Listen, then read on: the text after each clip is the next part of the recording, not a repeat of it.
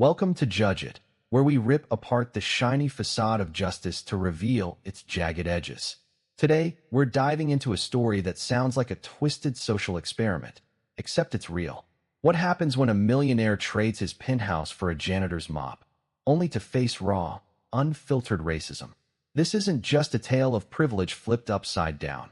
It's a mirror held up to America's justice system. Buckle up as we unpack the ugly truths, questionable choices, and the question no one dares to ask. Does money really shield you from bias? Let's find out. Now, picture this. Michael Grayson, a 42-year-old tech mogul from Silicon Valley, worth over $300 million, decides he's had enough of the ivory tower. Inspired by a late-night documentary on systemic racism, he makes a bold move, ditch the Armani suits, grab a janitor's uniform, and go undercover in the gritty underbelly of Oakland, California. Why? To see if the world treats him differently when his wealth isn't on display. Spoiler alert, it does, but not in the way he expected. Within days, he's not just ignored, he's targeted. And it all starts with a single encounter that spirals into a legal nightmare. It's late August 2019, and Michael's pushing a mop through a dimly lit community center. He's already noticed the side eyes from locals, the muttered comments about not belonging here. But he brushes it off until a white cop, Officer Daniel Reed, rolls up.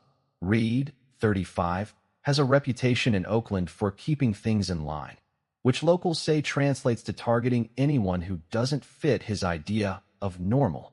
Michael, now Mike the janitor, catches Reed's eye. Why? Maybe it's the way he moves, too stiff for a man who's supposedly done this work for years. Or maybe it's just his skin, because Michael is black, and in this part of town, that's enough for Reed to start asking questions. Got any ID? Reed barks, leaning out of his patrol car. Michael hesitates. He's got a fake ID for this gig, part of the experiment, but it's flimsy, and he knows it. Yeah, sure, he mutters, handing it over. Reed scans it, smirks, and tosses it back. Looks fake to me. You don't belong here, do you? Michael tries to explain. He's just working, cleaning up after a youth event, but Reed isn't listening. Before he knows it, Michael's up against the wall, cuffs snapping around his wrists. No Miranda rights, no real reason, just a hunch. And that's where things get messy. The arrest report later says Michael acted suspiciously and resisted cooperation. But body cam footage, obtained months later by a local activist group, tells a different story. Michael's calm, compliant, even overly polite. So why the cuffs? Was it just a bad day for Reed, or something uglier? Oakland PD's own stats from 2019 might give us a clue. Black residents were 3.5 times more likely to be arrested than white ones, even for minor or baseless charges. And Michael, despite his millions, wasn't immune. His experiment was about to crash headfirst into reality, and the courts weren't going to make it any easier. What happens when a man with everything to lose faces a system built to break him down? Does his hidden wealth save him, or does it just make the fall harder? Let's dig deeper, because this story's only getting started. So here's Michael Grayson, tech millionaire turned undercover janitor, hands cuffed behind his back, pressed against a grimy Oakland wall. Officer Reed's got him pegged as trouble, without a shred of evidence. You'd think a man with Michael's resources could just flash his real ID, make a call, and walk away. But here's the twist. He doesn't. Why? Because Michael's not just playing a role. He's committed to seeing how deep this rabbit hole goes. And it's about to get uglier. Stick around, because what happens next isn't just a clash of egos. It's a crash course in America's broken justice system. The precinct Michael lands in isn't exactly welcoming. It's a squat, gray building off 7th Street, known among locals as the Grinder for its reputation of chewing up anyone who walks through its doors. Michael's booked on a vague charge, obstructing a peace officer, a catch-all that can mean anything from resisting arrest to just existing in the wrong place. He's thrown into a holding cell with a dozen others, most of them black or Latino, most of them too broke to even think about bail. Michael's got millions in the bank, but right now, he's just another face in the crowd. And that's the point. How does a system built on innocent until proven guilty decide who gets a pass and who gets crushed? Hours crawl by, and Michael's starting to feel the weight of his experiment. The cell stinks of sweat and despair. The The guy next to him hasn't stopped muttering about a court date he can't afford to miss. Michael's got no phone, no lawyer, not yet. He's playing the part, but the part's playing him harder.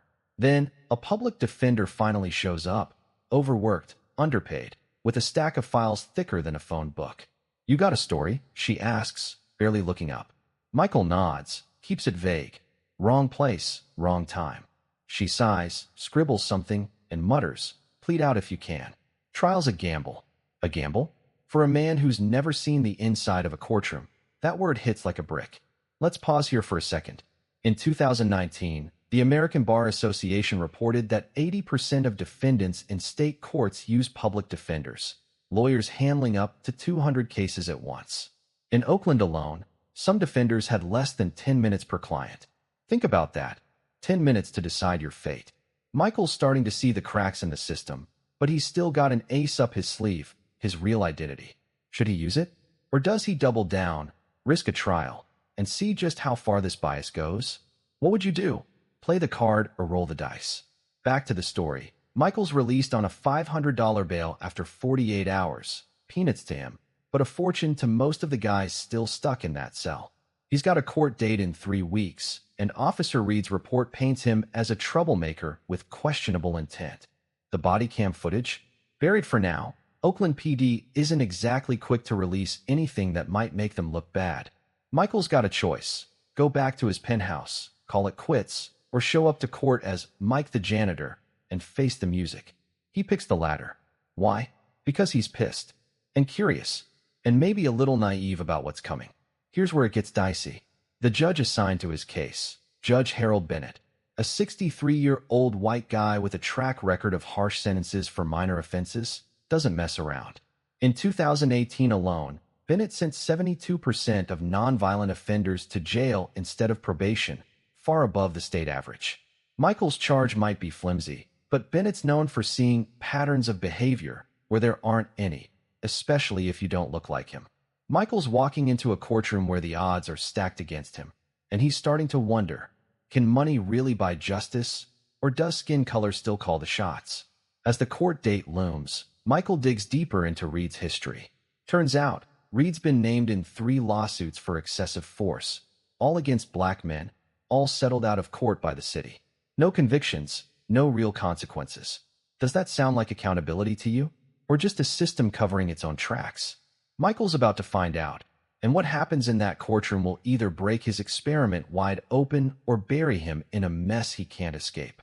Court day arrives, and Michael Grayson, still playing Mike the Janitor, steps into the Alameda County Courthouse wearing a borrowed, ill-fitting suit. The room's packed, mostly with defendants like him, waiting for their 5 minutes of justice. Judge Harold Bennett looms over the bench, his expression a mix of boredom and disdain. Michael's stomach churns. He's never felt this small.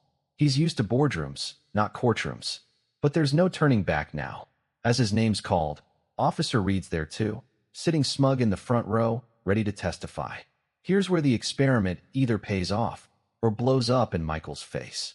The prosecutor, a sharp woman named Ellen Carter, lays out the case. Michael obstructed Reed's investigation by refusing to cooperate, acting suspiciously in a high-crime area. No mention of the body cam. Of course, it's still under review.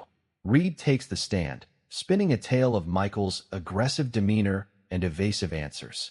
It's a lie, and Michael knows it. But here's the kicker. The public defender barely objects. She's juggling 10 other cases today, and her defense boils down to a half-hearted, "My client was just working." Michael's itching to speak up, but he bites his tongue. He's still Mike, not the millionaire who could lawyer up and walk away. Then Judge Bennett leans forward, peering down at Michael like he's a bug under a microscope. "You got anything to say for yourself?" he grumbles. Michael clears his throat, keeps it simple. "I was cleaning the community center, Your Honor. I didn't resist." Bennett snorts, unimpressed. "Doesn't explain why you were there at all. Looks like you don't belong." That line lands like a punch. Doesn't belong? In a public space? Working a job? Or is it something else? Something about the way Michael looks? Oakland's stats back up the suspicion. In 2019, 60% of stops by police were of black individuals, despite them making up only 24% of the population. Coincidence or pattern? Here's where it gets darker. Bennett doesn't just buy Reed's story, he doubles down. I see a lot of folks like you in here, he says, voice dripping with judgment. Always got an excuse. Michael's jaw tightens. He's got millions in the bank, a Stanford degree, a company that employs hundreds. But right now, he's just another statistic to Bennett. The judge doesn't care about the truth. He's already made up his mind. And the sentence comes fast. 30 days in county jail for obstruction, plus a $1,000 fine. No probation, no leniency, just a gavel slam and a next case. Michael's stunned. 30 days. For nothing? The courtroom buzzes as he's led away in cuffs, again. But here's the twist. He doesn't reveal his identity. Not yet. Why? Because he wants to feel it. The full weight of a system that doesn't care who you are underneath. County jail isn't kind to anyone, but it's especially brutal for those who can't buy their way out. Michael's about to learn that the hard way. Does this sound like justice to you? Or just a machine that grinds down anyone who doesn't fit the mold? Inside Santa Rita jail, Michael's thrown into a cell with 20 others, most in for petty crimes, most too poor to post bail. The air's thick with tension, fights break out over nothing. He keeps his head down, but word spreads fast. New guy's soft. A guard smirks as he hands Michael a threadbare blanket, muttering, "Better get used to it." Used to what? The stench? The noise? Or the fact that no one here knows he could buy the whole block if he wanted to? For the first time, Michael's experiment feels less like a game and more like a trap. Meanwhile, outside, a local activist group gets wind of his case.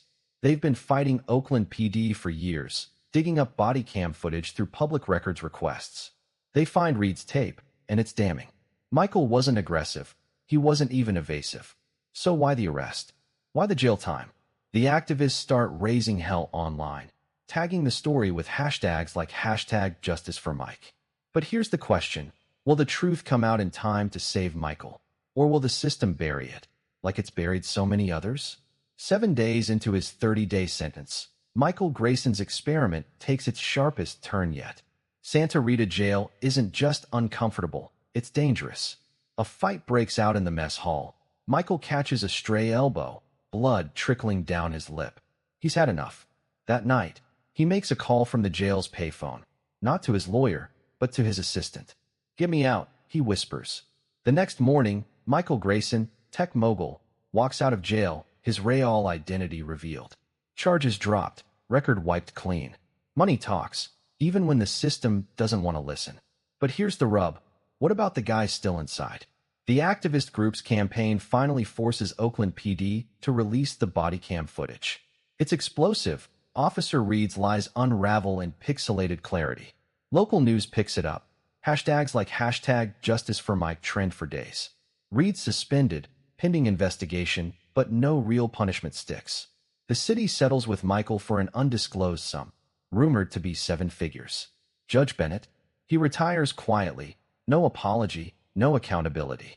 Michael's experiment ends with a bitter taste. He saw the system's underbelly, felt its weight, but escaped it in a way most can't. Does that make him a hero, or just a tourist in someone else's struggle? Let's zoom out. In 2020, the U.S. spent $81 billion on corrections, yet recidivism rates hover at 60%. Black men are incarcerated at 5 times the rate of white men, per the Sentencing Project. Michael's story isn't unique, it's a symptom. So what's the fix? More cameras? Better judges? Or something deeper, something we're too scared to name? Here's the real question. If a millionaire can barely scrape by, what chance does anyone else have? Think about that. Justice isn't blind, it's just looking the other way. Now let's talk, fam. Did Michael's experiment expose the truth, or just stir the pot? Drop your thoughts below. We read every comment. If this story got you heated, hit that like button. If it didn't, smash dislike. We can take it. Subscribe and ring the bell for more raw tales on Judge It. Next week's story is even wilder, trust me.